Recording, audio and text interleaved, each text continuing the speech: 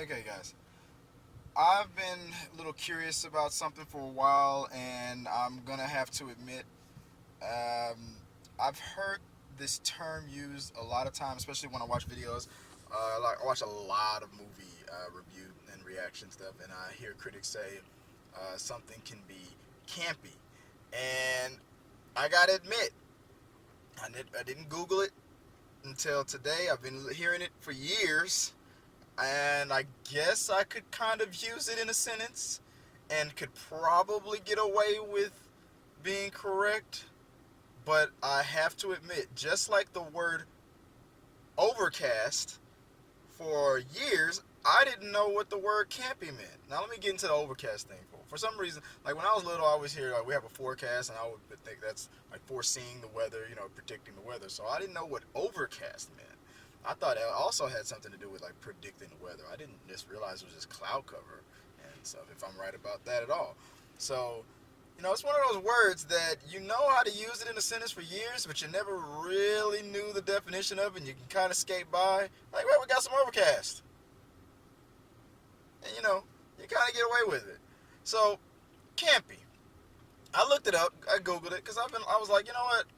I've been hearing this word for a long time. I don't know what it really means. That movie's campy. This movie's campy. The Independence Day 4 is campy. True, based on the definition, it is. So it's when there is an over-exaggeration of certain elements in a specific genre. So and then it could, to the point where it could almost be satirical, like for satire purposes. So, for example, you make a drama, and every point that in every beat in the drama is just like tearjerker moments, and it's like two people in the distance, and they see each other over the crowd, and they're like bumping people out of the way, and like that scene from Crocodile Dundee where Indy, and they're trying to push people out the way, and they finally come together and they embrace and hug, and it's raining, and then people clapping and stuff. This stuff that's just like overly done to prove that this is a drama, whatever. Or in sci-fi, they hit every stereotype of a sci-fi you ever see, every cliche you ever seen, very campy. That's what campy means. And I was like, okay, so I have been using it correctly. Lucky for me, because I didn't know what it really meant. But luckily for me, like I said, I was skating by. I was overcasting, and I got it. I got it under control. So now that I've actually Urban Dictionary that, now whenever you see me do a movie review, and you better take it to the bank. Whenever Chris Fagan now says something is campy, now he knows what it means, and that shit is campy. All right. So anyway.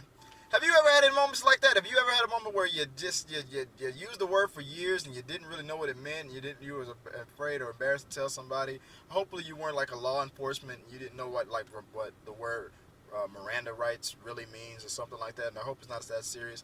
But if you have been in a situation like that, I wish you guys would talk with me. Comment, write down something below, and don't forget, we're still doing the contest. We're moving on. We've already got a winner for Captain America: Civil War. We're giving those tickets away. And we're moving on to the next blockbuster movie, which is X-Men Apocalypse. So let's hit the next goal, and let's give some more tickets away. As always, guys, I appreciate it. Let's keep talking. Chris Fagan. This was a very campy video. Your trolls and your soldier elves, and your ents and your orcs and your wargs and your stings, your dwarves and clam drinks. 'Cause